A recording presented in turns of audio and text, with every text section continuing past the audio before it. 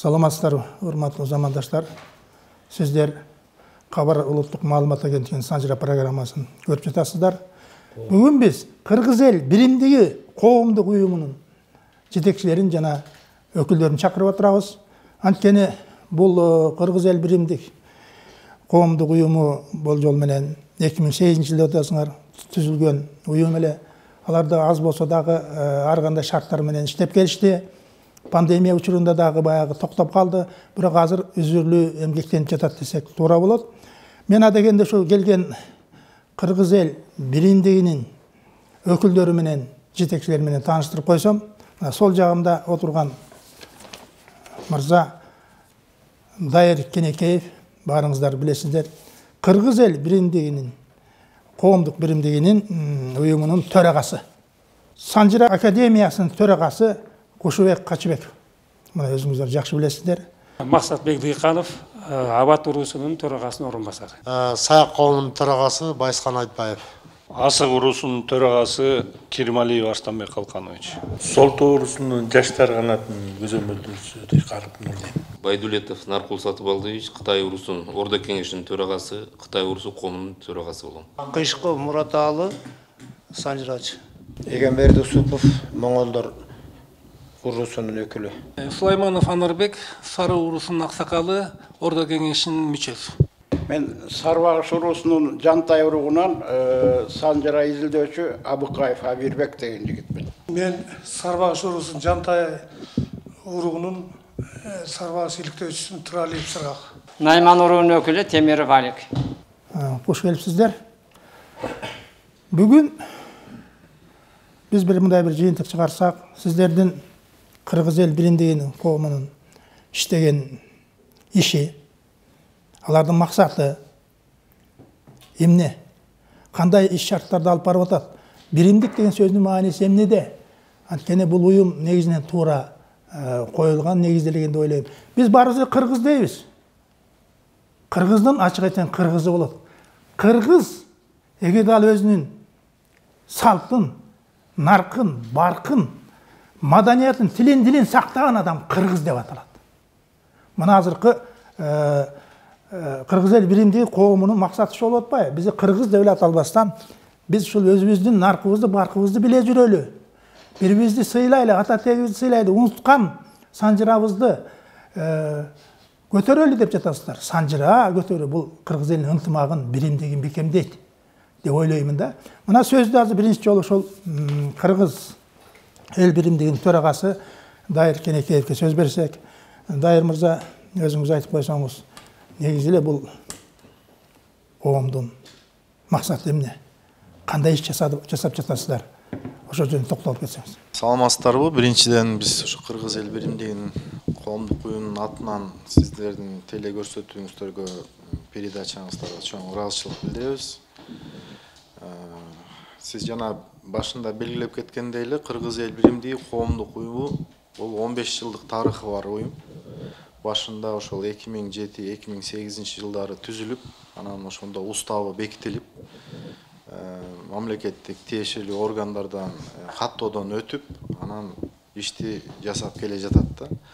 Арадан эми ар кандай солгун моменттер болду, баягы иштебей, бирок акыркы ушул 3-4 жылдардын ичинде ушул аябай активдүү ишти башташты десе болот. Мына Кыргыз эл биримдигинин алдында чогуу иштеген бизде Санжыра академиясы бар, төрагасы. Бул тарых боюнча, Санжыра боюнча тактоо беретинде, ушул ар бир уруунун тарыхы, санжырасы жазылганда, ушу Санжыра академиясы менен макулдашып, ошол даже китептерди чыгарганда да бир мотивде, бир дизайнда чыгарсак деген ушундай сунуштар болуп атат. Негизи Кыргыз эл биримдигинин мындай курамына ошол бизди Кыргыз Республикасында болгон ушул 40 уруунун төрагалары, өкүлдөрү сөзсүз түрдө киришет. Дагы акыркы ушул аталган жылдарда биз колдон келгенче тезирээк жолугуп турабыз да. Бир айда бир жолу биз чогулушубуз өтүп турат. Эми эң негизги максаттарына токтолсок, кыргыз эл биримдигин бул өзүнүн сөзү эле айтып турат, биримдик депчи. Ошол элибиздин бириктирип, каада салттарды, үрп адаттарын, биздин нарк насилдерибиздин баарын өсүп келаткан муундарга, келечек ээлерине тааныштыруу өткөзүп берүү, тарыхты тастыктап, Санжыраны тастыктап, ошол уруу араларында ошол бириктирүү, чоң мындай ынтымак сөздөрү сүйлөнөт да негизи. Анан ушу кыргыз эл биримдигин сөзүн ачыгын айтып кетиш керек. Мен өзүм жакында 2 жыл болуп калды ушул коомго кирип, чогуу катышып, чогуу ишти алып барып жатабыз. Анан азыркы информациялык технологиялардын эске алып туруп, биз жакында кыргыз эл биримдигинин интернет сайтын ачып, социалдык барактарда баракчаларын ачып, өздөрүнүн бир эле Кыргыз Республикасындагы биздин туугандар эмес, ошол чет мамлекетте жүргөн туугандар да өзүнүн ата тегин тааныш үчүн мына сайтта мисалы үчүн 40 уруу болсо такталган биздин уруулардын ошол жерде жана терек деп коет го, орусча айтканда деревасынан баштап, ошол кайсы уруктан болот, кайсы уруудан болот, жет атасына чейин тааныганга, жаштарга бир жакшы жардам болот деген жана бөлүшүү, сын пикирлерди угуу, жооп берүү, ушундай бир секретариат түзүлүп, ушул ишти баштайлы деп атабыз. Мисалы үчүн эми 40тан ашып 55, 50ге жеткен ар бир кыргыз өзүнүн ата тегин издей баштайт да. Ал убагында чачынын учуна чейин ошол атеист болуп, же болбосо бир немени бул Санжыраны же болбосо 40 урууну же уруучулукту тети 18-кылым, 17-кылым деп критикага алып келаткан кишилер дагы ушул возрастка жеткенде мен тегим ким экен, атам ким экен, биздин тарыхыбыз кандай экен, мен кыргызмынбы деп өзүнө суроо берип, ушул сайттан таап, биздин уюм ушулга жардам берип, ушуну бириктирүү негизги максаттары болот десек болот да. Мына бизде максат байкебиз бар. Мына бизде чогуу ошол кыргыз эл биримдигинин коомдук уюму түзүлгөндөн баштап башында турган кишилердин бири десем болот. Азыр мен айтпай кеткен нерселерди дагы Максат байкебиз дагы кошулуп айтып кетет. Мына бүгүн сиздин передачаңызга бардык өкүлдөр келбесе дагы, мына биздин кыргыз элинин бириктирген 40 уруунун өкүлдөрү, ошол аталган сиз аталган уруулардын төрагалары, өкүлдөрү ушул биздин сиздин передачаңызга келип, өздөрүнүн пикирлери менен бөлүшөйүн деп келди да. Рахмат. Сөздү Максатбек деген Абат уруусунун өкүлү болот. Биринчиден мен дагы ыраазычылык билдирем. Ушундай чогулуп актуалдуу маселе деп айтсак болот да. 2008-жылы негизги биздин оюбуз ушу кыргыз элибизди бириктирели, башын бириктирели деп ар бир урууну изилдеп чыкканбыз. Ар бир уруунун курултайын өткөргөнбүз. Анан уруунун өкүлдөрү кайсы жерде жашашат деп тактап чыкканда, ар бир уруунун өкүлдөрү бүт областта бар экен. Баягы түндүк, түштүк, бөлүнүү дегендерди жоюш үчүн, кыргыздын башын бириктириш үчүн ошону биз атайын түптөп чыкканбыз. Анан азыр эми ошол мурда биз улуу мамлекет Кыргыз каганатында түзгөнбүз. Кала берсе ар бир чоң уруулар өзүнчө мамлекеттер түптөгөн урууларыбыз бар. Анан бүгүнкү күнү келгенде баягы ынтымагыбыз жакшы болгондуктан биргели деген ниетте муну биз жасаганбыз. Анан кыргыздар бириксе, кыргыздын айланасында башка улуттар да биригип, анан мамлекетибизде мындай ынтымак болот деген ниетте бул ишке киришкенбиз. Анан эми жет атаңды билбесең, баягы кыргыз эмессиң деп айтып жүрбөйбүзбү? Бүгүнкү күндө жет ата эмес, кыргыз тилин билбей, кыргыз тилине каршы чыккандар болуп атпайбы, өзүнүн кыргыздар. Ошонун баары келип, биздин мына өзүнүн түпкү тегин билбегендиктен болуп атат да. Ошого азыр биз ошо мезгилден эле айтканбыз, ар бир урууга мындай сунуш киргизгенбиз, ар бирибиз Санжыраны тактап чыксак, тарыхты тактап, анан китеп кылып чыгарып, ар бир уруу чыгаргандан кийин ошо ичкиликтин, оңдун, солдун тарых Санжырасы чыгып, аягында кыргыздын тарыхын калыс иштеп чыксак, себеби ар бир уруу эле өзүнө тарта бербестен калыс болсун, кыргыз эли ошондон ынтымакка келебиз деген ниетте ошону биз уюштурганбыз да. Анан эми мына эмне үчүн биз улуу эл болуп келип кийин бир аз начарлап кетип, солгундай кеттик. Себеби мына биз кыргыздын негизги салттарыны биз сактабай баратабызбы деген ой болуп атат. Ошонун бири мына эгер жет атасын билсек, ошо жет атанын балдары бири-бирине үйлөнбөсө, ошондо биз азаматтар чыгат. Анан ошол эле башка уруудан кыз алып, башка урууга кыз беришти биз практикалашыбыз керек. Региондордон кыздарды алып элди алаштырсак, салтты тартипке салсак, тилибизди байытсак, ошондо биз кыргыздар ынтымакка келип бир күчтүү бир эл болобуз деген ниеттебиз. Жакшы. Дайырбек мырза, бир суроо сизге. Бул жерде өкүлдөр деп атасыздар. Бул өкүлдөрдү элде шайлашканбы? Мисал үчүн туура маселе, туура суроо. Бизде биздин устав боюнча, протоколдор боюнча негизи ар бир ушул жерде отурган инсандар убагында өздөрүнүн курултайы болуп, өздөрүнүн элинде. Ошол курултайда шайланып келген да. Мисал үчүн мен өзүмдү баягы мисал катары айтып кетейин. Биз республикалык деңгээлде курултай өткөзгөнбүз Таласта, Таластын чоң драма театрынын ичинде 500 кишидей ошо көлдөн, түштүк региондордон, чүйлүк саруулардын баары ошо Таласта 3 күндүк иш-чара болгон. Ошол жакта Манастын күмбөзүнө барып, зыярат кылып, анан кийин курултайда да көп маселелер коюп, акыры төраганы шайлайбыз дегенде ошентип кандидатура иргелип келиптир, ошо курултайга алып барып, ошо курултайда бекитилген да. Анан бул жакта дагы менин коллегаларым баарысы ушундай процедуралардан өтүп келиктен да, буларды эл тааныган, эл ээрчиген кишилер. Анан жана сиз башында суроо берип кеткенде улантып койсом, мына Кыргыз эл биримдигинде аксакалдар кеңеши бар. Ошол ар бир уруунун аксакалдары бар да, өздөрүнүн. Ошол аксакалдар өзүнчө кеңеш. Жаштар канаты бар. Алар өздөрүнүн талаптарын айтып, жаштарга ошол айтса ишенимдүү болот да.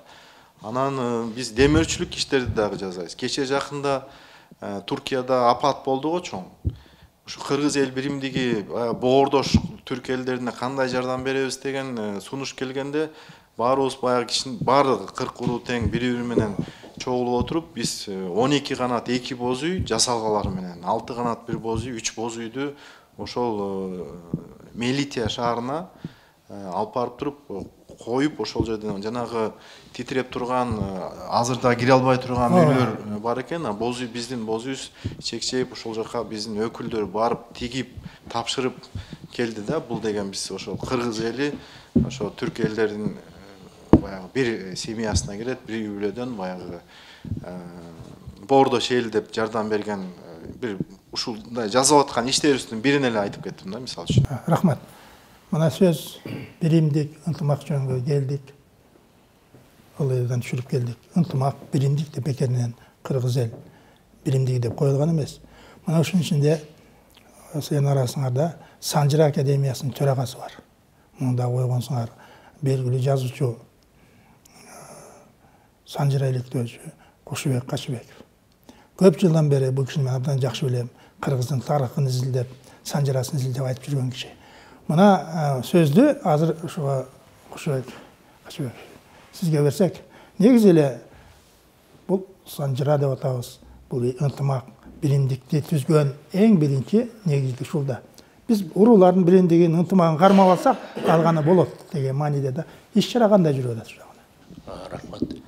Биздин ушул Кыргыз эл биримдиги коомунун астында 2 жыл болуп калды.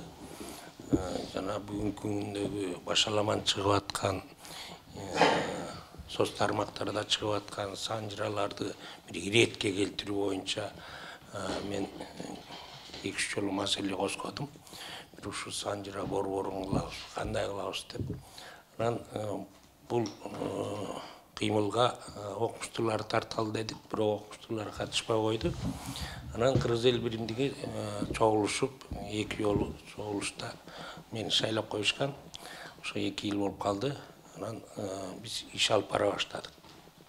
Мына Кыргыз санжырасын өткөн кылымдын башында эле жаза баштаганда Осмоналы Сыдык, Белек Солтоноев, анан Абрамсон, Винниковдор ушуну колго алышканда, ага чейин баягы орус окумуштуулары, саякатчылары үстүртөн жазып кеткен да.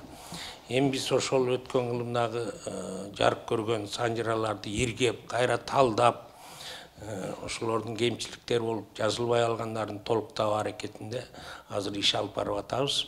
Анан мына оң, сол, ичкилик уруулары такталган уруулар көп эле. Анын ичинен биз ошол бир аз убакыт өтүп атат. Туура мисалы Адигине, Тагай, Муңуш деп атпайбызбы? Тагай менен Адигиненин ичинде уруулар бар да. Мисалы Адигинеден 5 уруу, Тагайдан 17-18 уруу деп. Муңуштар муңуш болуп жүрө берген. Муңуштун ичинде Коштамга жага алмай деп 2 урууга бөлүнөт. Булардын өкүлдөрүн мынакей жакында эле таап, иликтөө иштери башталды, санжыраларын чогултушуп атат. Ичкиликтерде дагы ичкиликтердин тарыхы жөнүндө китеп жазылган, Абаттын санжырасында да жүрөт ичкиликтер боюнча. Буларда бирде 10 болуп кетет, бирде 12 болуп кетет. Берде өзгөчө көп эле такталып калган эски уруулар. Анын ичинде чапкылдык, Кыдырша деген мына өзүңүз билесиз. Ушулар боюнча бир аз талаш тартыштар болуп атат. Буларды мына илимий негизде дагы карап тактаганга аракет кылып атабыз. Эми жанагындай көрнөк жарнактар, плакаттар чыгып атпайбы? Кыргыз санжырасы боюнча, бутактар боюнча. Эми баары туура эмес да, көп эле туура эмес. Эми ошолорду тактап, кийинки жаштардын башын айландырбаш үчүн ошолорду тактап берип атабыз. Кээбиркилер өзүнүн чоң аталарын эле уруп киргизип берген китептер чыга баштады. Биз ошолордун баарын чакырып, өзүбүздө мына санжырачылар академиясында жакында талкуулайлы деп атабыз. Ошого иш аракеттерди кылып атабыз. Андан тышкары дагы ошол ар бир уруудун эң тамгаларын илимий негизде, эң тамгалар көп эле уруулар такталып калган. Илимий эмгектерде бар. Мисалы Олжобай Каратаевдин эмгектеринде көп эле уруунун эң тамгалары бар.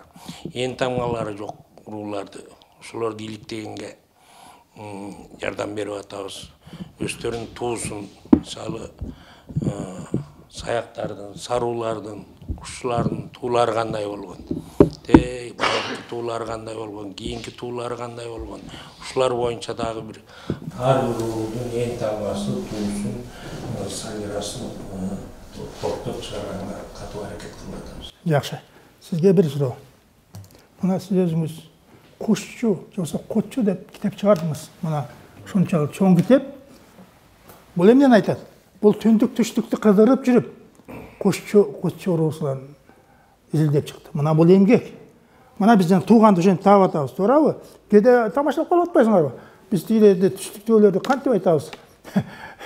Биздин тууганыбыз турбайбы деп өзүңөр күлүп жүрбөйсүңөрбү? Мана биримдик деген ушул эмгек.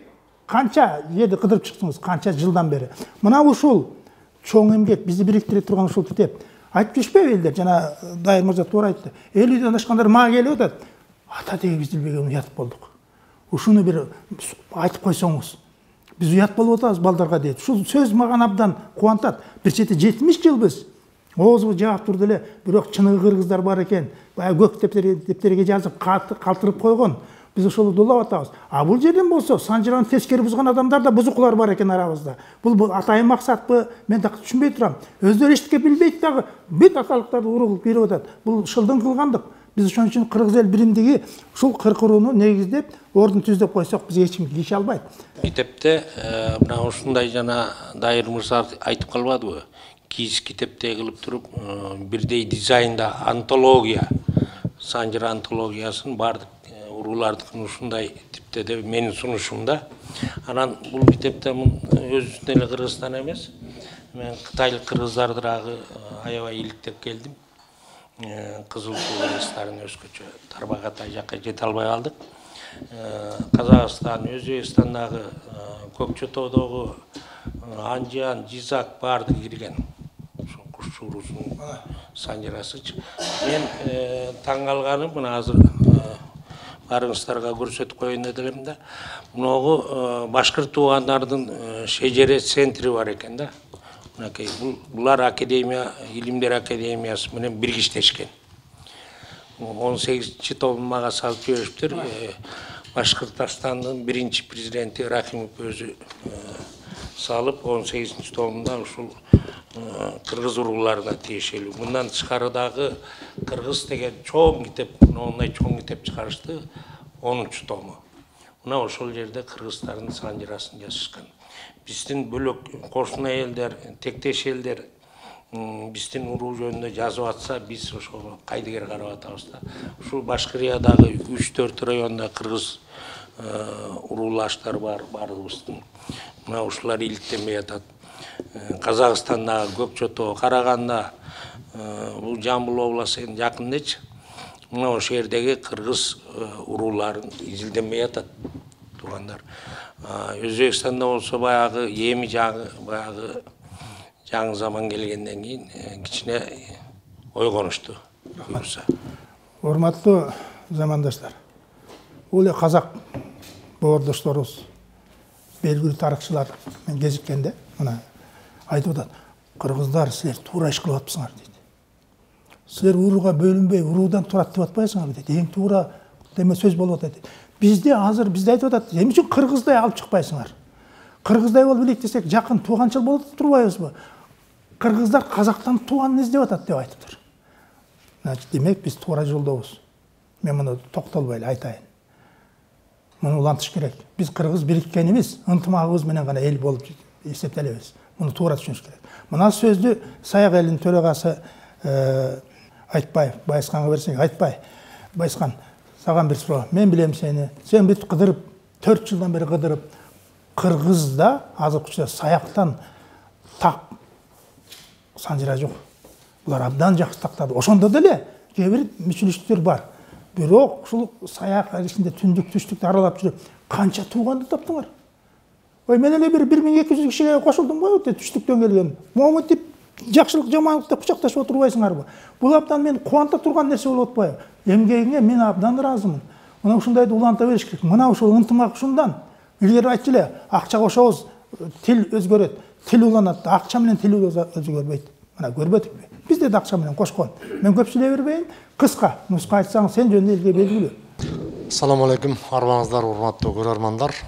Мен азыр ушул Дайым мырзанын Кыргыз эл биримдигинин төрагасы жаңы шайланды 2 жылга. Андан мурун оң канаттын төрагасы Медетбек Шамшыбеков агабыз жүрчү. Ошол Баткен коголаңында дагы ошол Саяк эли биринчилерден болуп баткендик туугандарга жардам берип, ошол боз үйлөрдү жиберип, эмеректери менен окуу уралдары, китеп, азык түлүктөн жардам бердик да. Анан бул 40 уруу десе эле кыргызды бөлөт дейт. 40 уруу, 40 уук дегендей, 40 жигит дегендей, 40 чоро дегендей символикалык аталыш бул кыргызды бириктире турган ишти жасап атабыз. Себеп дегенде интернет айдыңы, интернет желеси болуп көп адамдар кийинки муун өзгөчө, биздин деле муундаштар көп нерсени билбей баратат. Салт сана бул көп батыштын бул жерге аябай эмеси көп. Анан ошол 4 жыл 5 жылга кетти. Ошол 40 уруу кыргыз ишинен Саяк элинин санжырасын иликтеп жүрөбүз. Бул жерде да Мурат Албай экөөбүз отурат. Бул өзү Саяк болсо дагы ошо тайлары таятасы баштап кеткен китепти бүтүп, Эштек би Солто санжырасы деген чоң көлөмдүү китеп чыгарды. Чекил Саяк санжырасын 43 жылдан бери иликтеп жүрөт. Биз ошол мурун санжыра болуп чоңойдук элек. Анан китеп окуп атынан ошо мүдөбүз, биздин максатыбыз ушул эле. Биздин элдин да башы биригип калып, башка мисалы кыргыздын уруулары санжыраларын тактап бир сыйра курултайларын өткөрүп, мына Сары уруусунун курултайына катыштык. 3-чү курултай болду. Биздин биринчи да курултай болду элек. Бизде мисалы 300-400 кишиден, 1000 кишиден чогулган биз азыр жыйналыш деп айтып атабыз. Себептен де биз көп экенбиз. Өзүңүз айткандай, мына биздин жыйналыштарга чакырганда канча кишилерге көрдүңүз, Өткөндө Корумду айылында ошол Жалдуу Кабанын Шыкмамат уруктарынын Бөлөкбай аталыгы өзүнүн санжырасын бүттүк деп, мына 4 жылдан бери жыйынтыктап ата-бабаларга Куран окутуп, ошол жерге сый тамакка чакырышты. Ал жерде мамлекеттик катчы Сүймөк Касмаметов дагы жакшы нарк насил жөнүндө, каада салт жөнүндө көп сөздөрдү айтып кетти. Ошол сөзүбүздү эми баягы кыскартсак, биздин ушундай бир урааныбыз бар да, Саяк элинин. Урук бириксе, уруу биригет, уруу бириксе, улут биригет деген бир жакшы изги тилегибиз бар. Алайым эле ошол биздин кыркыруу кыргыздын башы бекем болсун. Бул Кушубек агабыз айткандай, башка жактагы да кыргыздарды иликтеп, аларды да тубан кылып, жалпы башыбыз бириксе жакшы. Ошол мамлекеттердин өнүгүп, дүркүрөп өнүгүп өсүп келаткан мамлекеттердин катарына кыргыз эли кошулсак жашап эле. Себептен биз аз элбиз, саз элбиз. Асыл нерселер кымбат болот, аз болот. Мисалы айтабыз го, жакут, алтын тигиндей мындай деп. Кыргыз да аз элбиз. Себептен ошол Орто Азиядагы деле ошол түрк дүйнөсүндө кыргыз элинин башка элдердин түптөлүшүнө мааниси өтө зор болгондо, ошо бизче эле көп сүйлөшөт да. Ошолордун түрктөр деле айтып атат. Мекенибиз, ата мекенибиз Алатоо, тегибиз кыргыз деп. Анан ошол кыргыз болуп калып жар алып калганыбызга сүйүнөлүк. Анан баягы эскибизди тарыхы жок элдин келечеги жок дейт. Бирок эски жакты карап, артты карап деле отура берсек, биз ордунда туруп калышыбыз мүмкүн. Мындай ааламдашуу, ушундай илимий технологиялык заманы болуп атат. Биз ошону айкалыштырып алып кетсек, мисалга Кытай деле, Корея деле, Япония деле. Японияда, Кореяда, Кытайда ошол эски маданиятын сактайт.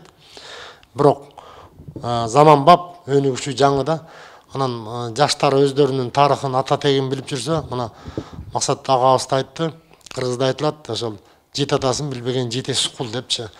Кыргыздар ошол дайым эле чоң держава түзүп, чоң мамлекеттерди түзүп, каганаттарды эл башкарып келген адамдар болчубуз.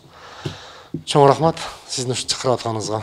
Рахмат. Эми мындай, биз айтып атпайбыз, кыргыздын кыргызы өзүнүн салтын, өрп адатын, маданиятын, тилин, дилин алып жүргөн гана адам кыргыз деп эсептейбиз. Чындыгында.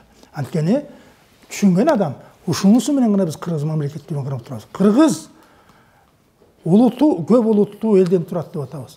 Улут деген эмне? Кыргыз улуту көп этнос элден турабыз. Этнос тиякта кошулгандар.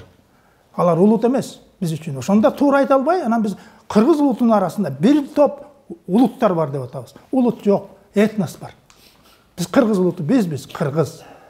Ошондо туура айтып кетсе экен, арапташып кеттик, чынын айтканда. Мына көрүп атасыңар. Арапташып кеттик. Алар бизге өзүнүн саясатын жүргүзүп атат. Баягы тиги кырчынга барсак, жана автобустан чыгып алып араптар чуркап барып сууга, кашка сууга чөмүлүп атат. Бейиш турбай, бейиш биз ойлойбуз. Кыргыз жери бейиш экен. Биз аны сактай билбей атпайбыз. Арапташып атабыз. Алардын башка тили. Биз өзүбүздүн тилибиз, дилибиз, салтыбыз бар. Биз ошол элди жакындаталы. Бейиште жашайт экенбиз анда. Элдин мындай тура түшүнгөндө. Элдин баары о бейиштен бере көр дейт. Биз бейиште жашайт экенбиз. Биз ушуну сактай билели. Ошон үчүн кыргыз жанданалы деп аткан сөз. Улантып койсоңор. Саламатсыздар.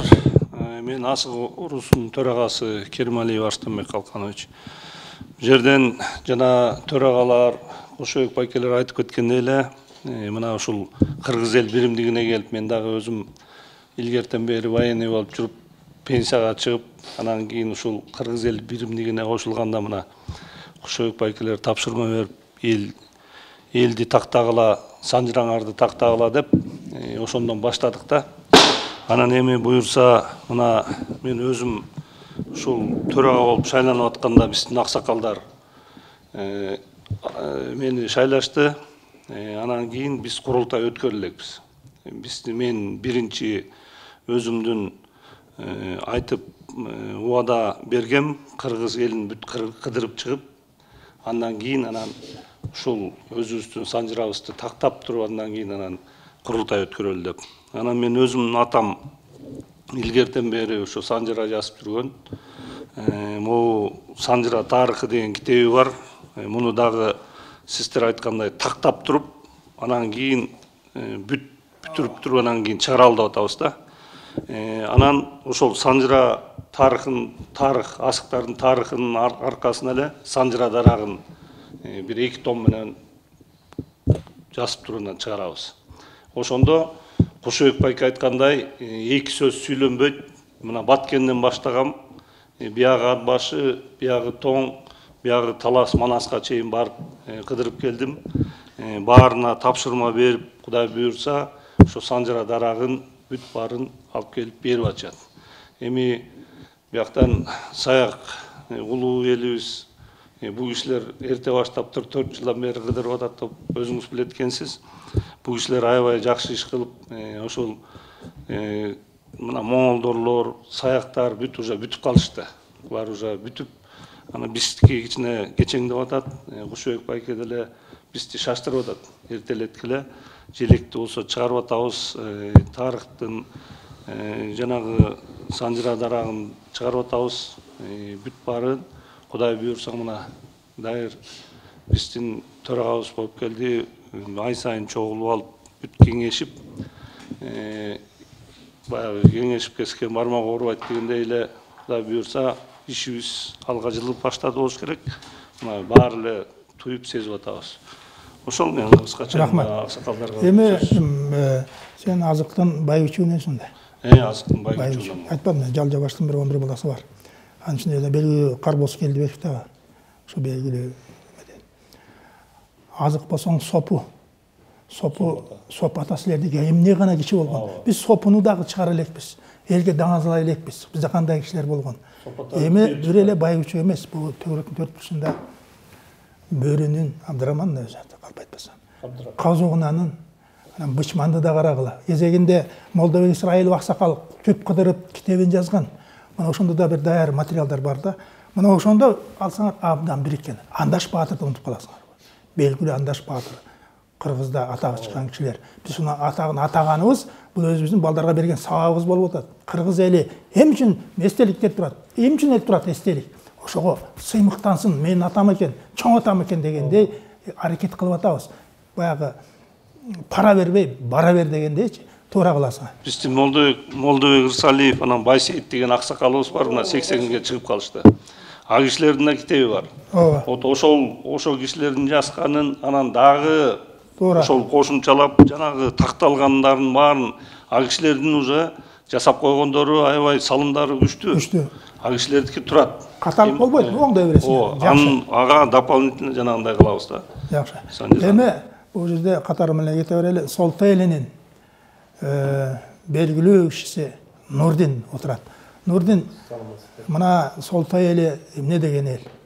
Эмне деген баатырлар чыккан? Сен ошонун урпактарысың. Бул жерде отурасың, баягы көкүрөк керип дегендейчи. Мына кыргыз эл биримдигинин максаты бизде бул биримдик ынтымак экен да. Мына ошол жөнүндө бир сөз баштап айтып койсоң. Саламатсыздар. Биз эми мына кыргыз эли арасында кыргыздыгыбызды билгизип, кыргыз эгемендүү болду 90-жылдар. Ошондон баштап эле бизде ошол кезекте аксакалдар аябай көп экен. Бизден Калин району болчу, ошону жайлата району кылып активный катышып, ошол кезде аксакалдарыбыздан жайлата 90-жылдары которуп алдык да. Мен ошондо кызыгып ушу Санжыранын улантуу болуп калды. Эми көп өтүп кетти, бизде ошо түзгөн аксакалдардын көбүчү. Бирок ошол кезекте менде калган нерсе эң биринчи өзүмдүн ким экеним, кайсы уруудан экенимди такташ болду дагы. Анан мен өзүм биринчи 7 атама чейин тактап, идиктеп, ошолордун курултайын өткөрүп, жаш балдарын эметип, бириктирип, башын изилдеп, анан кийин өзүмдүн айылдагы бир туугандарыма чекир уруу болсом, биздин бир айылда чекирдин бир туугандары бар экен, ошо Мамбет дегендин балдары болот. Атаян, Бекбото, Жамбото, Шабото деген. Ошолордун аталыктарын баарын башын кошуп, иреттеп, айырге анан кийин баягындай Куран окутуп, аталарыбызды Мамбет атанын төрагасын шайлап, андан кийинки ошол эле шаг биринчи Талкан уруусуна өттүк. Ошо биз кошо үйдүн балдары ороз. Анан бул жалпы жондан мынабу аларчадан баштап талкан илгерки талкан атанын эмеси болгондон кийин жайыл атаны иреттегенден кийин биз талкан атага келдик дагы. Ошо талкан атаны 7-июнда эмеден өткөрдүк. Бул часпик деп коет. Ошол жерде бүт ар бир уурлардан 17 аталыктан турат. Талкан ата ичинен бөлүнүп эмет. Ошолордун башын бириктирип, талкан атаны бириктиргенден кийин берки солтонун эштектин жана солтонун балдарын баардыгы өзүнүн курултайларын өткөрүп, дайыр айткандай ар бирин илектеп, анан кийин Күнту, Култу, Жочалыш, Талкан, Бөлөкбай деген уурлар бар. Ошо ар бирин баарын иреттеп тургандан кийин биз чоң солтонун эмесин өткөрдүк, курултайын. Бизде Адам Калыбайке деген эмени шайлап, башын бекитип, Чыныбаев Адам Калыбай деген. Анан кийин биз ошол жерден бекиткенден кийин биз дальше жыла бердик дагы. Анан Тагай ата коомуна бардык. Тагай ата коомундагы 2-3 жол конференциясын кылып, мынакей анан кийин Тагай атадан кийин Кыргыз эл биримдигине келип, ошол жерден биз өзүбүздү Тагай атанын балдары оң сол болуп, атигине оң сол ичкилик болуп ошол жерге келип, мына жакында эле дайыр келип сайланды. Бизден Кыргыз эл биримде. Ошо биздин кылган нерсебиз биринчи кандаш туугандардын ынтымагы, ошо биз кыргыз экенибизди билгизип, кыргыз элинин ынтымагына түпкү нерседен ячейкалар деп коет, ошол жакты бекитип, анын үстүнө келгенибиз да. Бул ар бир биздин мамлекетте ушул 40 уру түзгөндө кыргыз мамлекетинен. Ошол жана Тагай атабыздын убагында мындан 1500-жылдары дейт биз илектегенде. Ошондо кыргыз мамлекетин абдан күчөтүп, ар бир уурлардын башына келген экен. Эмки күндө карасак бизде 90 улутка жакын Сары Өзөндө жашайт экен. Биз ошолордун алып келген алардын нерсесин сиңирбей, алар биздин нерсебизди сиңиргендей кылып, биз үлгү болуп башчыларыбыз турушубуз керек да. Биз аларга өзүбүздүн када нарк насилдерибизди, биздин тазалыгыбызды, өйдөлүгүбүздү көрсөтүп, ал элдер бизден үйрөнгөн. Биз наоборот алардыкын албай, жана сиз айтып аткандайчы, алар бизден үйрөнүш керек да. Биздин канча кылымдан бери жашап келатат ата тегибиз. Ошондон берки мынакей бу жерде ученый жигиттер изилдеп атышпайбы? Алар изилдеп келе берсин, а бирок биздин 2000 жылдыгыбызды биз өткөргөнбүз, ЮНЕСКО өткөргөн. Мана 95-жылы. Ошол сыяктуу биз өзүбүздүн кылып аткан нерсебизди башка элдер бизден сиңирип алсын да, биздин жакшы нерселерибизди. Мен ойлойм, кыргыз эли ынтымагы ар бир ууру өзүнүн баягы эмесин тактап, анан ынтымагыбызды иреттесек, биздин элдин алды абдан көп кыргыз элинин. Жакшы, рахмат. Нурдин, ушул жерде баарыңар Санжираны жакшы билесиңер. Уруудан уруу чыкпайт. Чоң уруу, кичи уруу деген кыргызда жок. Уруу эле болот. Ошону айтып койсоңор, балдарын баарын уруу кылып атасыңар. Ал болбойт. Бизде ошо 40 уруу деп бекеринен айткан эмес. Биздин максат мына кыргыз эл биримдигине кошкон салымыбыз. Ушуну бир туура тутуп, ошону бир колдоп коштоп кетели деген сөз. Анын үчүн биз салтыбызды, тилибизди, дилибизди, маданиятыбызды кошушубуз керек. Мен ошон үчүн чогулуп жатам. Биз ушуну кармамайын, биз тарап кетебиз. Мына ким айтып атпайбы, автобусда кетип баратыр. Жолукчандарга эмне тийишип атасыңар, тийишпегиле деп. Значит, бирөө сактап, коргоп жүрөт да. Кыргыз кызы качан жолук кийчи эле? Бир топу кийчи. Анан үкү топу кийчи. Чыгып андан ары кете берет. Жесирлер кандай кийчи, улуулар билесиңер, эч качан жолук салынган эмес. Келип алып бул жерге көзүнө эле көрсөтүп шаңкылдап кирип келип атпайбы остановкагачы? Анан кийин биз кайда баратабыз? Биз өзүбүз сүйлөбөй эле айта жүрүш керек. Пара бергиче бара бер деген сөз ошол айылдык өкмөттө, айыл өкмөттөрүнө киришип, аксакалдар кеңештеп атпайсыңар. Эң жакшы суроо. Мына ушуга катышып, өзүңөр пикириңерди айтып, баягы каршы сөзүңөрдү айтып, аталык сөзүңөрдү айткыла деп аткан ошол салтты, сананы, тилди кармаш керек биздечи. Тилди өзүбүз эле жоготуп коебуз. Кээ бир кыргыздар айтып атпайбы, мен кечирип коебу, мен айтайын. Ой, Кыргызстанда жашаганга болбой калды. Ресторанда отурабыз, чогулуп отурушат. Бизнесмен балдар койт. Мынтет. Мен балдарым чет элден окутам. Мен да өзүм кийин көчүп кетем дейт. Значит, бир байкуштарлы кыргыздар эл мекен үчүн деп биз курман болуп кайра мекенди жаңылаткандан келет экен да. Эгерде менин колумда күчүм болсо, мен ошолдо бирөөндө кийирмек эмесмин кайра. Кыргыз деген ушул жерде биз кыргызбыз. Элибизди башка жердеги калк өзлөрүнүн элин, жерин салгырашып жүрүп, бекемдеп өстүргөн да. Ал даяр нерсеге барып атат. Ошон үчүн мен айтар элем, жанагы кыргызды, улутун, салтын, санасын, тилин, дилин, маданиятын кармап жүргөн гана адам чыныгы кыргыз, биз эч жака кете албайбыз. Ошон үчүн айтып атпайбы, кыргыз эл биримдиги деп туура койдуңар. 40 куруу биримдиги дегени мен макул эмес болчумун. Анткени 40 куруу бизде азыр жок.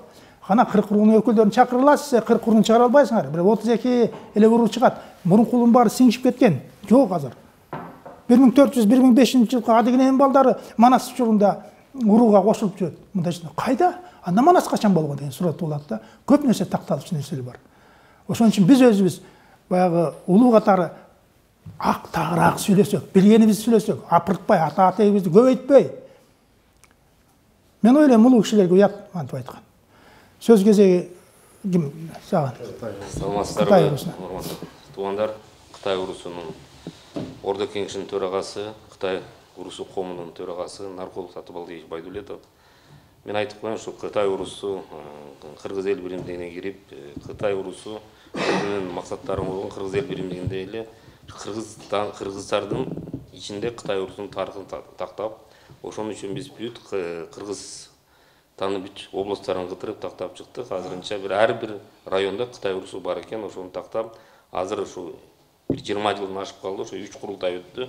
Ошондой өткүзүп, ушу биздин максат ушу кыргыздын ичинде Кытай урусунун тарыхын тактап, санжырасын жазып, тарыхын жазып. Кичине ар бир уруктардын, бир-эки уруктардын китептери жазылыптыр, анан кичине общий китептер жазылып. Биз азыр даярдап атабыз, Кудай буйруса, финишке чыгып, прямойго чыгып калды. Кудай буйруса, Кытай урусунун тарыхын, санжырасын жазып, кыргыз элинин биримдигине киргизип, тактасак деп оюбуз бар ошондой. Ушу биздин максат, ушу кыргыздын бүт уруулары биригип, кыргыз экенин билсек экен деп. Кыргызды бириктирген түшкөн 40 уруунун бири Кытай урусу өзүнүн тарыхын, санжырасын билсе деп. Ошон үчүн биз аракет кылып иштеп жүрөбүз азырынча. Рахмат. Жакшы. Ушул жерде мен бир аз кошумчалап коеюн. Интернетте жүрөт. Кытай урусунан болом десе, Кытайдан келдиңер беле депчи. Ушундай кыргыздар бар. Биз Кытайдан келген экенбиз да. Силер өзүң кайдан болосуң? Онда айтып берип коеюн, бул маселе боюнча биз мен деле чек арачы болуп жүрүп, Кытайга көп барганбыз, анан ошондо Кытай эл республикасына айтканда, Кытай эл республикасына силер кимсиңер? Кытайсыңар десем, биз Кытай эмес, биз хансызбыз дейт. Олар биздин элибиз хансы, эмне үчүн дегенде, ошо Кытай эли аталып калганда, биз ошо бизден жакында былтыр пандемияда келип кеткен бир тууганыбыз бар экен, Айтакун Абдыш деген, ошо Союз маалында Кытай Пекин университетин бүткөн экен. Ошо кичиген акын ошо айтып берди. Кытай эл республикасында дейт, өзүңүздөр билгендей, ким башкасы ошонун атынан коюлган. Ошо Синский империя, Таңская империя, ондай империя. Ошо Европа деген Кытай туугандар башкарып турган маалымат бар, энди аны такташ керек, энди башкарып турган ошонун атынан коюлуп калган дейт. А олар барып, сен Кытай десең, олар өздөрү тарынат. Биз Кытай эмес, биз хансызбыз деп айтат. Ошону биз мындай тактап алсак, деген жакшы болот деген ой бар. Мындай, мен айтып коеюн, кыргыз эл санжырасында бул Кытай чыныгы кыргыз. Жанагы биз Караталы Каранай деп атпайбызбы? Каранайдан. Баягы Каранай жортулугу кетип Кытайга кетти деп айтат бир кезектечи. Илгерки бизде калып калганда. Анан ошондо келгенде аял, токол аял төрөйт. Төрөйт да. Анан Каранай келип айтат. Эмне десе, төрөдү. Эркек төрөдү дейт. Куттуу айда Кытайдан жылкы тыйып келдим эле, баламдын аты Кытай болсун деген сөз бар. Ошондон бир айтылган сөз бар да, илгерки мына Кытай урусу өзү айтат. Жоксо куттуу айдан деп, мен Кытайдан жылкы тыйып келдим дейт. Бир кезде куттуу айдан Кытайдан жылкы тыйып келдим, Кытай коюшун деп айтат. Бул чыныгы кыргыз, Каранай, Каратал. Караталдан Кошчу, силер Сару, буякта туруп атпайсыңарбы? Бул чыныгы кыргыз, кеде күлөсүң да. Эми биз Кытай калды. Саяқты болса қазақтар біз алабыз деп атат. Биздики деп намыс деген болуш керек да. Өзүңөрдүн сүрүштүрбөйсүңөрбү? Мисалы үчүн.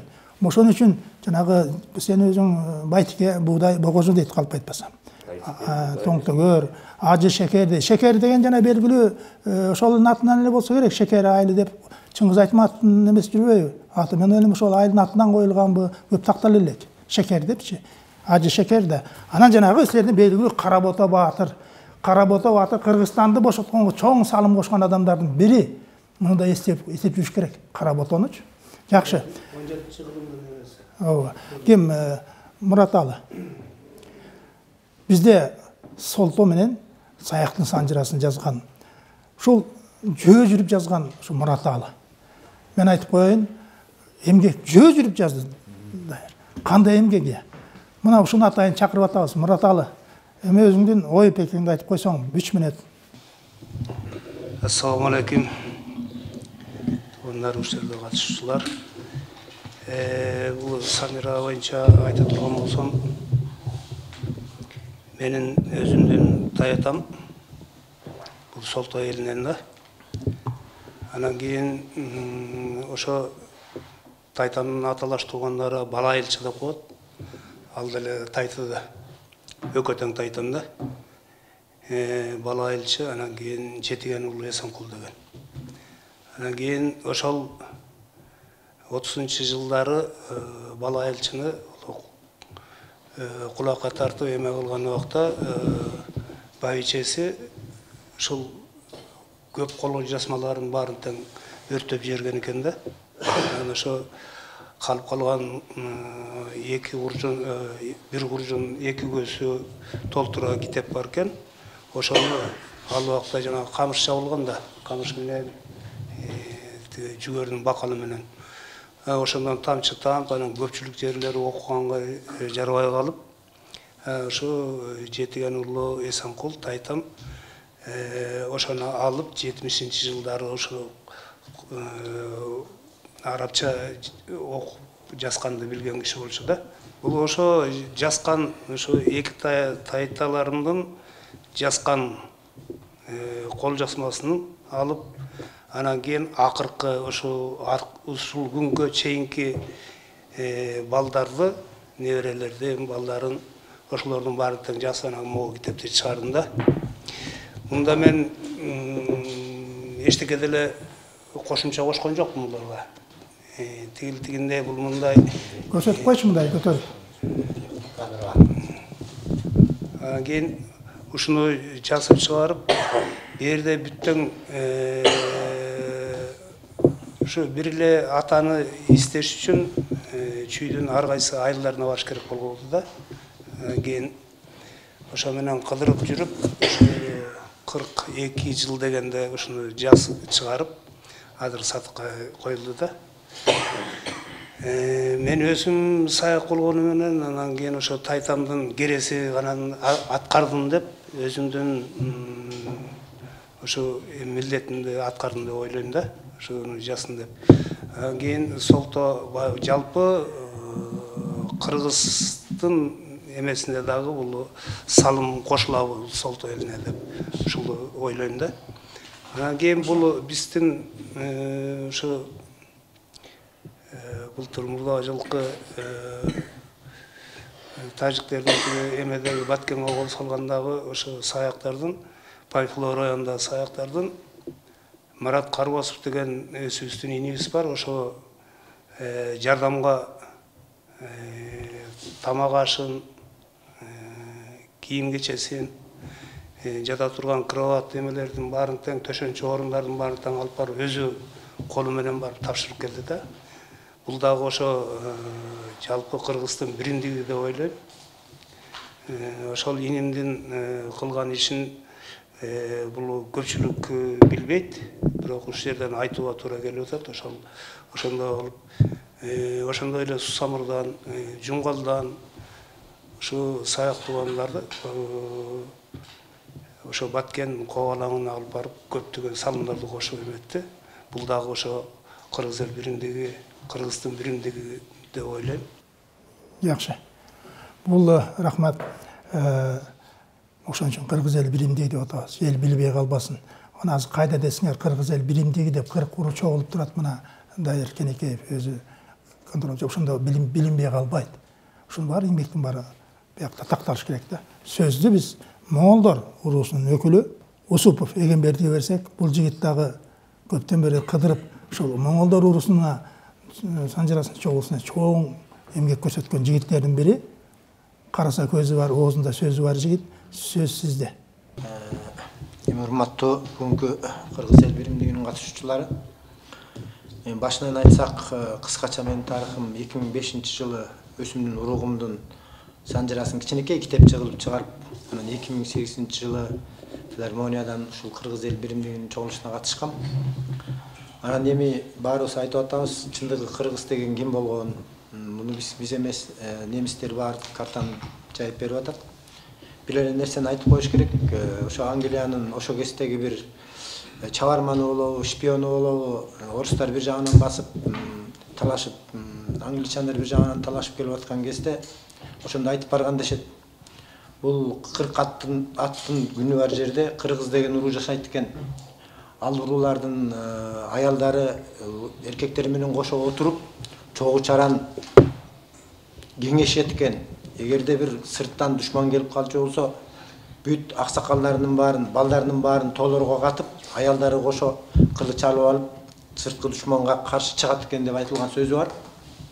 Анан эми экинчиси, биз моңголор уруу жөнүндө айтсак, ошол 2008 катышкандан кийин 2009-2010 жылдары бир штаб уюштурдум. Ошол 2010 жылы штаб уюштуруп, анан ошол убакта сиздер тараптан дагы ушул Санжираны тактагыла деген кезде биздин Санжира такталып калган, уруктуку. Анан уруунукун кандай тактайбыз дегенде, анан биз ошол жерден төраганы шайлап Аманды. Анан 2012 жылы кеңештик дагы, кой биз Саман Суратовго Куран окуталы деп, Дасмияга Куран окуткандан башталып кетти да. Ошол убакта бир жөн эле 100-төй кишини чакырып Куран окутуп атсак, сиздерден баягы Санжираны чогултканга айтыш керек болуп калды да. Анан бирөө телевизорго берип, бир 200-төй киши келип кетип, анан кайра экинчи кызматыбыз кандай болду? Анан эми эң негизгиси биз кыргыз эл биримдигинин баягы коюлган талаптарына эң негизги максат эле кайсы айылдарда түштүктүн, түндүктүн, мен түндүк түштүк деп айттырба деп жакшы эле айтам. Анан ошол экини тактадык. Бизде Өмүрбек Асан уулу деген иним бар. Мына ошол эки жанагы бул аба айтып аткандай ушул бүт Кыргызстанды кыдырып жазып чыкты. Анан эң негизгиси биз бир жерден 4-5 чогулуш өткөрдүк, чоң чогулуштарды өткөрдүк. Ошол чогулуштарга дагы бүт ушул кыргыз эл биримдигинин ар бир райондогу болобу, облустагы өкүлдөрүн кошо чакырып аттык. Чогуу чаран бирдикте болуп, ошол убакта биз бир чогулушубузду нарында өткөрсөк, Кочкордо, бир чогулушубузду кайра Чаткалда өткөрдүк, кийинки чогулушту кайра нарында өткөрүп, кийинки чогулушту Каракулжада өткөрүп аттык. Мунун эң негизги биздин максатыбыз ушул кыргыз эл биримдиги койгон талаптарды аткарып, экинчиден кыргыздын биримдиги мына ушул жерде жаткандыгын көргөзөлү деп аттык. Анан эми орчундуу маселебиз Кудай буюрса 3-чү съезд бүткөн. Азыр эми дагы кийинки съездге бүт ушу кыргыз эл биримдигинин арты менен кошо чогуу чараны өткөрүп туруп, азыр биз ушул Санжираны такта деп атасыздар. Санжира боюнча кийинки 3-чү китепти кайра толук тактап туруп даярдаганга мүмкүнчүлүк бар. Жакшы. Эгемберди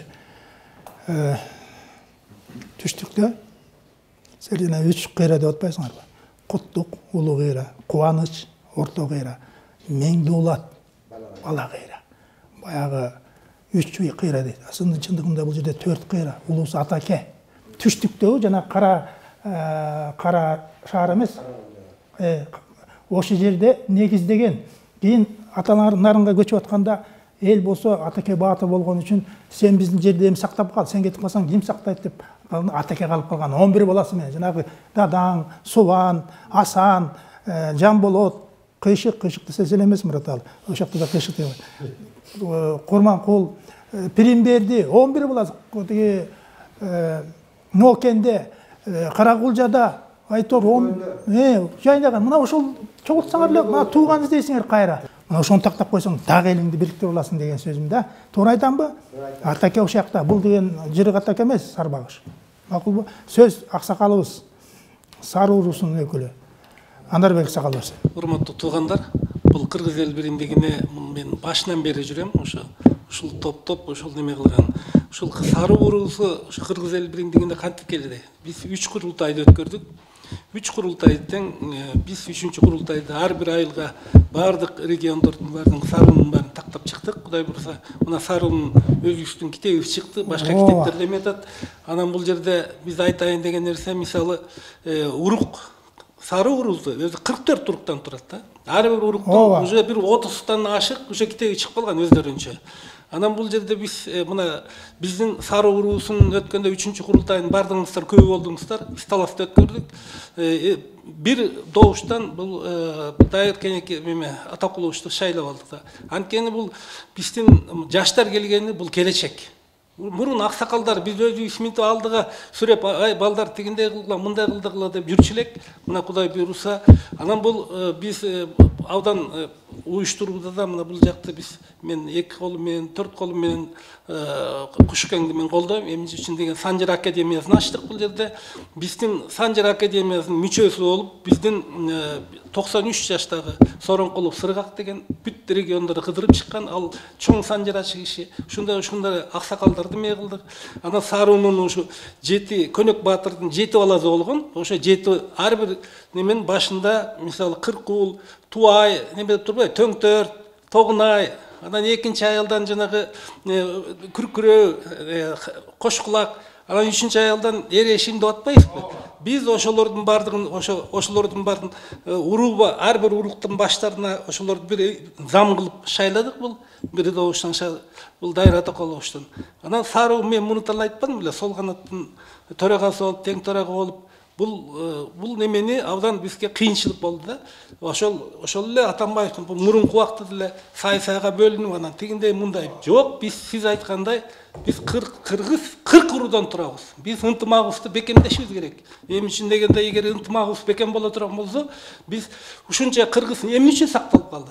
Кыргыздын 40 уруу бары болгон үчүн, кыргыздын ушу ынтымагы болгон үчүн, ушунча канча жылдан бери кыргыз каганаты деген болгон, өзүңүздөр билесиздер. Азыр кыргыз уруусу биз 40 азыр мемени кыргыз эл биримдиги эгер ынтымакта боло турган болсок, илгерки каганаттын мемесин ошо бизге деле аз деле кыргыз илгерки калып болгондон кийин биздин түрк туугандар биздин бир туугандар, казактар бизден чыккан. Ушинтип үчүн Санжаран айта берсе көп эле нерсе болот да. Анан мен мындан кийинки айта турган ошо 40 уруу. Мындан кийинки муну ынтымакты бекемдесек, мына кээ бир убакта мына Туркияда жана болгондо айтып өттү, азыр эле башка нерселер болуп атат. Мына уруктарды кээ бир келген мына Санжара өзүнчө бөлүнөбүз деп атат да, өзүнчө урук болуп эле. Ал болбойт. 40 уруу илгертен уже калыптанып калган. Ошолду бөлбөсөк, ынтымагыбызды бекемдесек. Анан бири-бирибизди мына арабызда да бар да. Казактардын арасында Эрешим казакты да башкарган, кыргызды да башкарган. Ошол Эрешимдин биз азыр колпоч уруусун Эрешим деп. Ал жан-жакты тигиде баласы келе атпайбы тигиден. А биз жок, Эрешим урпактары. Анткени тиги жакта Казакстанда биз Эрешим, кыргыз эмеспиз, казак да эмеспиз, биз Эрешимдин урпактары. А Эрешим ким болгон? Бул кыргыз болгон, накта кыргыз. Көнөк Баатырдын бул 70 жашта көргөн уулу болгон. Ошон үчүн биз кыргыз эл биримдиги мындан ары бул жаштар мына келип айтып турбайбы? Бул бардык немелер өткөндө биздин Дайыр Атакуловичти ошол төрага кылуунун астында аксакалдар болуп, баарыбыз тиги баркы уруусу көтөрүп бий кылган. Анан биз төрага кылдык, сары уруусу. Бир калып. Анан кийин сол канаттын төрагасы болду. Мына ошо 40 өзүбүздүн.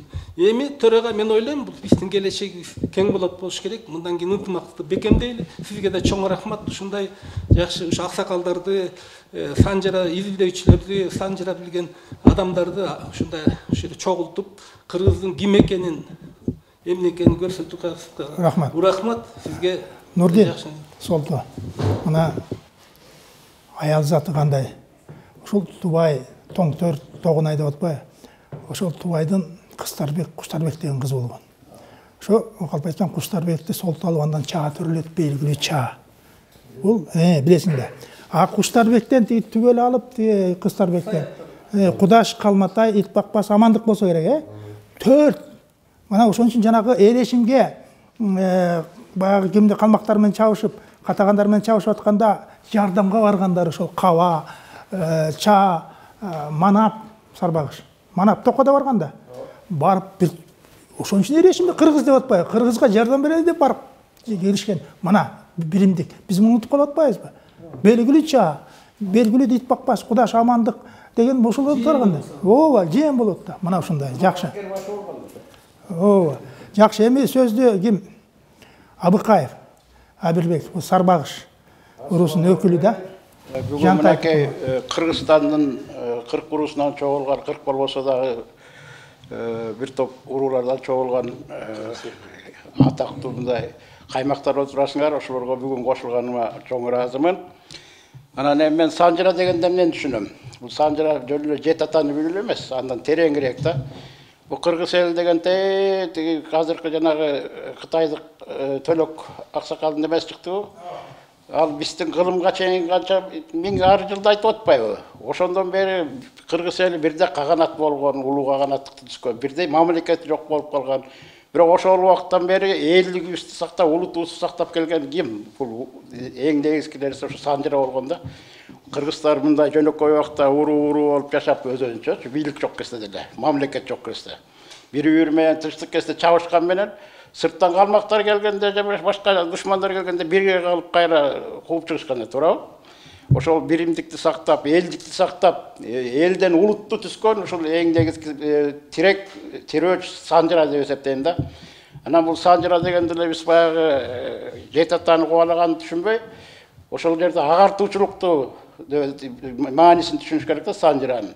Себеби мынакей биздин урууда моундай баатырлар чыккан деп анын эмгектерин, кылган немесин, кыргыз элин ошол кезде пейилин түшүндүрсөң, ошо жаш балдар, кийинки балдар, ой мен ошондой болсом деген бир неме боягынан дух койгонгондой кылып айткандай санжырачылар керек да. Анан азыркы заманда мына бу биримдик мен баарын эле көрүп жүрүптүрмүн телевизордон, ютубтарданчы. Дайырбектин да сөзүн угуп атам, ошондон жанагы бир жакшы немеси жагып атат, сайт ачып атпайсыңар. Бул эми азыркы заманбап неме да технологияларды пайдаланыш керек, ошо жакты көбүрөөк пайдаланыш керек. Мына тынчтыктын бул передачалары аябай эң мыкты передачалар болуп атат бул элди агартууда. Анан кийин жанагы Кубан Чороевдер неме кылып жүрбөйбү? ДНК. Менимче ошол жагынан дагы кайра ошондой байланыштырып, уруулардычы, изилдөөлөрдү ошол жагынан тереңдетсек жакшы болмок. Себеби жана казактардыкын уксаң жана ким баягы сагада келип катышып кетти го, Савит. Кимде? Жакшылык Савиттер бияка келгенде жакшы отуруп эле тияка барганда баарын эле казак деп атпайбы? Орустун Клёсов деген бардын Эрадин ашыңды баарын орус кылып салды. Анан ошол экил бул биздин урууларда ошол ДНК жагынан да көбүрөөк анализдерди тапшырып, мондай неме илимий жагынан бириктирсек, мен оюмча жакшы болот деп ойлойм. Баарыңардын ишиңерге ийгилик. Ал мен өзүм болсо Сарбагыш уруусун эми рекламалап деле кереги жок болуш керек, элдин баары жакшы билет да. Мен ошол Сарбагыш уруусунун Жантай уругунан болом. Улуу Жантай Санжырасы деген китебим чыккан, Кеңешбек Дүйшөбаевдин немеси менен, спонсорлугу менен. Менден калган чалаларын мына бул иним Сыргак улантып азыр китеп чыгарайын деген. Кыскача эми бир жерин айтып коюш керек. Туура айтты. Бул жерде эң каймактар отурасыңар. Кыргыздын Санжырасын баягы семишкедей чакканчы. Мен ошон үчүн көпчүлүгүңөргө макулмун. Анткени силер иликтеп, изилдеп жүрөсүңөр. Жантайдын бир эле баласы болгон Сары, андан Бөрүчөк. Туурабы? Бөрүчөктөн Айөкө, Элеке, Күзөкө, Атабай 4 тукум. Мына ошонун урпактары, белгилүү кишинин урпактары Санжырасы чыкты. Муну Сарбагыш Санжырасы деп айтсак туура эле болчудай. Уланта берсеңер. Урматтуу ушул жана Алкаев байкем айтып кеткенде, Айыр байкем айткандай. Кыргыздын каймактары деп мен силердин жаныңарга отуруп абдан сыймыктанып өзүм да толкунданып азыр микрофонду эмне кылып кармаарымды билбей калдым. Сиздерге чоң рахмат, ушундай жакшы коом түзүп атыпсыңар. Мен деле ушул киришкениме бир 3-4 жыл ай болуп калды. Ушул байкемдин калгандарын эметип мен азыр изилдеп, мен эми кыскасын эле толуктайын. Ушу биздин азыр байкем айтып кетпеди, Бөрүчөктүн баласы Атабай, Айкө, Токтоокул, Күзөкө деп. Мен байкем Атабайдан болот, мен Күзөкөдөн болот. Ошол Күзөкөнүн анан калгандарын санжараларын чогултуп аткам. Ошол Күзөкөнүн балдарынан азыр ошо бир тапканыман ошол биздин эшиге Дозондой, Дозондун Миңназар деген Ормохандын уазири болгон дейт, таткасы болгон дейт. Ошол Миңназардын тукумун Кошкордун Кара күнгөй дегендерин 30тан ашык түтүн экен, ошолорду таптым. Анан дагы бир бер жакта Дайырбектер кимдин баласы, Күзөкөнүн баласы Дайырбек 5 калмакты ошолордун эмеси Акталанын Коңорчок деген айылында экен, аларда бир 40 түтүндө экен. Ошолор таптым. Анан өзүбүздүн Тыныбектен Тыныбектин жаңгарачынан ушул эмеде болчу экен, могу көлдүн алдагы Сары Камышынан баштап тетиги эмесине чейин, Чолпон атага чейин бүт эле ошол кимдин Дайырбектин көкү уулулары турушат экен да. Ошолорду иштеп анан байкем изилеп кеткен жанагы чала бала калгандары, бул Дөңалышта турган Калматайдын балдары, тияктагы Таласта турган, Коз жакта турганда кимдин Малжандын балдарын ошол калгандарын жазып, Кудай буйрса ошол Кудай буйрса болгонтат эми силерге чоң рахмат, өзүм да абдан жакшы кылып атпсыңар, бизден силердин жолуңарды жолдойлу. Силер баарыңар улуу кишилер, мен мындан тааныганда Баяскан тааныйт экенмин. Кушубек байкени билем, сырттан көрүп жүрөм, бул байкени ким баг Мураталы байкени постоянно көрөм. Баарыңарды эле көрөм, аттарыңарды унутуп калдым. Баарыңарды байкенин передачасынан көрүп жүрөм. Рахмат сиздерге.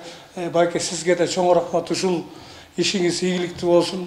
Кыргыз биримдиги, кыргыздын мамлекеттүүлүгү ушундай өнүп өсө берсин. Баарыңарга жакшылык алып. Изилдегениң жакшы. Тиги Малжанды изилдегениң жакшы экен. Дайырбектин бир тууганы ким? Дайырбекти Күзөкөнүн баласы. Тыныбек, Дайырбек, Калматайлар бул чүйдүн дөңгөлүшүндө турбашпы? Ким? Ниязбек болсо, ошо Малжан болсо, кимдин эмесинде Эзен кулдубагында Жаныбек Баатырга куда болушуп, жана Канымжандын кудасына кетип, аны мен сага барбайм. Мен сага кул болуп калам барганда. Мен сага кийин келип алып кет дегенде Жаныбек Баатырдан келип өзү алып кеткен. Арбаңыздар, урматтуу кыргыз эл жакшылары, мен Темиров Алик Кадамжайлык Найман боломун, Найман уруунун өкүлү. Санжыра боюнча 2019 жылы чоң курултай өткөзүп Кадамжайда 18 урууду чакырып, кыргыз эл биримдигинен 18 уруу барып, 8 өлкөдөн коноктор келген. Аны биз илимий конференция кылып биринчи күнү 8 профессор Ферганадан, Бишкек академиясынан, Улуттук университеттен, Оштон кишилер барып, илимий конференциядан кийин анан курултай өткөзүп, ушул ынтымак иштерибизди жүргүзүп келебиз. Бу Санжырага деген маселеге келгенде, Санжыранын эмне үчүн солкундап, басаңдап, үзүлүп калгандыгынын бирден бир себеби мондай эски Санжыралар мондай эски фарси тилинде араби эме менен жазылган экен. Ушул эме китеп, ушул материал бүгүнкү күндө Баткен районунда, Самаркандек айылында Абдышүкүр Аксакалдын колунда кармалып турат. Бул ата мурасы экен. Муну Ислам университетинин Сабыр Дамыла которгон экен. Бул материал өтө баалуулугу ушундай экен. 3000 жылдыкты камтыган Бухар, дагы бир топ эмилердин казыларынын мөөрү басылган бирден бир эски тарыхый материал экен. Мында эгер муну терең изилдей турган болсок, биз көп уруулар менен бир тууган болуп чыгып атабыз. Бир эле Найман өзү менен эмес, Наймандан тараган уруулар ушул биздин Кыргызстанда бүгүнкү күндө жашап атат. Бул Санжыра жагы. Эми уруу боюнча бул муну аягына чейин айтсам, муну арабы бизден кеткенден кийин биз тарыхтан ажырап калыппыз. Санжырадан ажырап калыппыз. Андан кийин латын кирип, анан 1940-жылы кириллица кирип, ошону менен биз көп тарыхыбызды унутуп калган экенбиз. Бүгүнкү күндө бизге бул айкын болуп көрүнүп турат. Биз Орто Азиядагы, Алтайдагы Найман туугандар менен байланышыбыз тыгыз. Алар менен биз катташып турабыз, тояштарга келип турат. Аттуу баштуу кишилер келет. Аны көбүңүздөр көрүп калдыңыздар. Россия жазуучулар союзунун тең төрагасы Борон Таябабыз бизге жылда келип турат. 6 айлык тууганыбыз. Анан биз бүгүнкү күндө Найман туугандарды изилдеп батыштан таап атабыз. Батыш өлкөлөрүдөн, Германиядан, Прибалтикадан бул кантыбайка барып калабыз. Бүгүнкү күндө Калининград областында, Россиянын мурда Кинизберг деп айтылган экен. Ошол жерде бүгүнкү күндө мамлекеттин корууга алынган Найман шаарчасы турат. Бүгүнкү күндө бул баягы экинчи кылымдан 4-6 кылымдардағы қырғыз уруларының батышта чыгыш Европада жашаған изи екен. Мұның изи бүгінгі күнде өзіңіздер білесіздер, мигранттар батышта жүреді, барып келіп жүреді. Біздің бір туғандар ошол жақтан таап келишип атат. Москвада мен де көп жүріп келгенмін. Москвада атыңды айтсаң, орыстар айта албайды біздің атыбызды тура. А Германияға барсаңыз, атыңызды дан айтады. Өмірбекмін десеңіз, Өмірбек дейді. Шерғазы десе менің ұлым, Шерғазы деп айтады. Үй тамғасы бар екен. Үй тамғасы бар екен. А тамғасы бар екен. Мұны ішкілік қырғыздардан сөзінің тывыштары бірме-бір дана келіп отады. Бұл деген сол біздің ескі изибіз. Біз емі санжырабызды алыстан ошой батыш жақтардан да тақташыбызға туыр келеді. Андан тышқары бүгінгі күнде емеде Англияның ұлттық паркының бір бөлігі бүгінгі күнде деген айтылып жазылып тұрады. Найманец деп, англисше. Найман тамғасы менен. Бұлар Германиядан барған наймандар екен. Прибалтикада жүрішеді. Ушынтып біз бүгінгі күнде қырғыз ел биримдиги менен ушундай қанатыбызды жайып, батыш жақадағын экспедиция жасайбыз деген ниетте жүрөбүз. Быйыл қырғыз ел биримдигинин демилгеси менен акыркы Найманның ханы 13-ші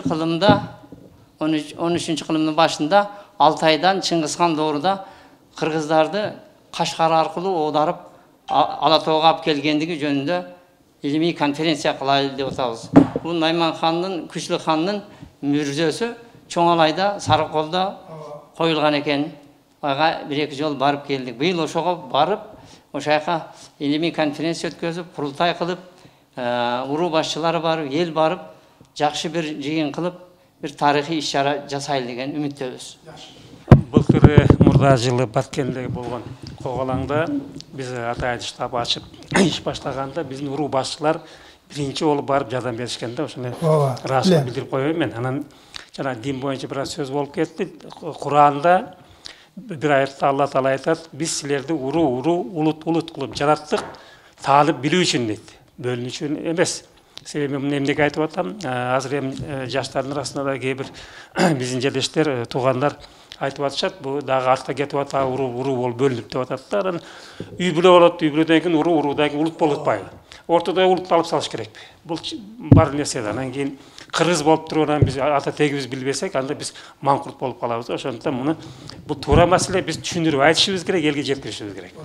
Сизге чоң рахмат бүгүн уштурганыңызга.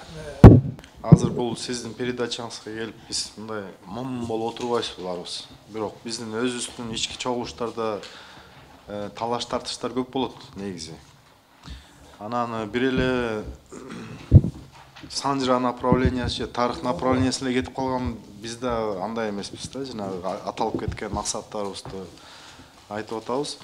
Анан азыр мисалы үчүн Кушубек акеди жана Сыргак аке, вот сизди деле алсак, ушу сиздер бар болгондо азыр мындай өсүп келаткан жаштар сиздерден ушу кагаз жүзүндө жазып алып кала турган көп нерселер бар да. Бул ооз-эки келаткан көп биздин тарыхыбыз ооз-эки келип атпайбы? Бирок кыргыз атабыз, Доломби кыргыз атабыз эң байыркы бул элдин деп ар бир Кытайдын дагы, башка элдердин дагы булактарында жазылып жүрөт да.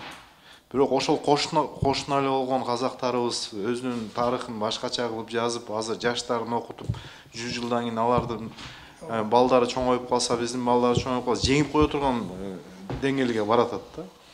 Анан мамлекеттик кызмат болсо өзүнүн баягы протоколу менен, дипломатиялык немелери менен айта албаган сөздөрдү биздин тарыхчылар, кыргыз эл биримдигиндеги мүчө болуп аксакалдарыбыз ошол өзүнүн деңгээлинде ошол казактын акыны болобу, тарыхчысы болобу, санжырасы болобу, кимиси болсо дагы жанагы чыккан килемди лопаткага жыга тургандай далил менен айтып бере турган тарыхты биздин арабызда ошондой бир мүмкүнчүлүктөр бар да. Анан жанагы коомдогу терс көрүнүштөргө дагы биз реакция кылып турабыз. Жана ЛБГТ кыргыз элине нарық насирине, улуттугуна, салтына карама каршы келген мындай жаман көрүнүштөргө реакция кылып тура турган уюмдардан бири десек болот. Эң негизги баарыбыз биригип туруп, ар бирибиздин ичибизде биздин кыргыз деген каныбыз чуркап турат, бир тууганбыз да барыбыз. Ошо кыргыз атадан тараганбыз деген биздин эң негизги идеологиябыз ошол десек болот да. Рахмат. Эми урматтуу замандаштар, мына Дайыр мырза айтып кетти. Бүгүн биз көпчүлүк учурда биримдиги деген үчүн кыргыз эл биримдиги уруулардын ортосундагы мамиле, аларды такташуу деген ганга көпчүлүк пикирге кошулуп отурабыз. Биримдик мына ушундан башталат. Анан бул жеке эле бул Санжира эмес. Кыргыз эл биримдиги мына азыр айтып өтпөдү. Бул жерде айтып атпаймынбы? Тил, маданият, салт дегенде мунун баарын алып жүрбөсөк биз кыргыз болбойбуз. Бул азыр кыргыз эл биримдиги бардык багытта иштеш керек. Аксакалдар кеңеши деп атпайсыңар, эң туура кыласыңар. Жаштар кеңеши деп. Жаштарга айтып түшүндүрсүн. Биз отура бербей өзүнчө мамлекеттен бөлүнүп калгандай болбой иш-чарага кошулуп жүрөлү. Өзүбүздүн сунушубузду айтып жүрөлү. Өзүбүздү көрсөтүшүбүз керек. Азырчы ушул жерденчи биз мондайбыз. Биз божо кыргыздын таламын талашып атабыз. Ким каршы болот буга? Азыркы учурда Мухаммед пайгамбар деген жок экен, бу калп экен деп орустар, кыргыз кыздар орусча сүйлөп атышпайбы? Ачык эле сүйлөп атат. Биз ушуга жеттик да. Анткени биз учукпайбыз. Эч ким айтпайбыз, тим эле койчу деп. Биз убакыт өткөрүп жибердик. Биз азыр өзүбүздүн жашап аткан доорубузда өзүбүздү койт актап коелу. Биз кыргызбыз айланайын. Кыргыз баламды эметтеп, жанагы ким жүрбөйбү? Келтир. Мен күйөөм каза болуп калган. Бу эки балама айтып берсеңиз, булар кайсы уруудан болот? Күйөөм баланчадан деп. Мен айтып берип атам, баланчадан түкүнчө. Кызыккандар көп болуп атат.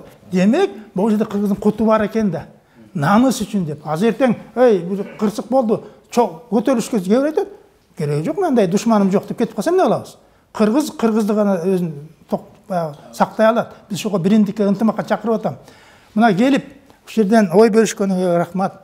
Кыргыз эл биримдиги өсүп, өнө берсин.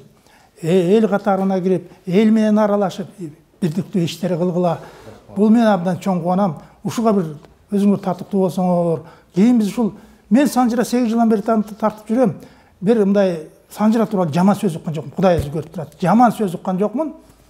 Силер да бир Санжирачы катары, элди бириктен катары эки жакка чуркабай түз жүрсөңөр, мен ыраазы болот элем. Бүгүн ушул кыргыз эл биримдигинин максаты эмне, иш саясаты эмне дегенге биз бираз жооп алдык. Көрүүчүлөр болсо кийин да суроо берер. Ушу менен биз бүгүн Санжира программабызды аяктайбыз. Келгениңизге рахмат, ишиңерде чоң ийгилик болсун, баардыгыбызда токчулук, молчулук болсун. Рахмат сиздерге. Сизге да рахмат, сиздин передачаңызга. Саламатта болуңуздар.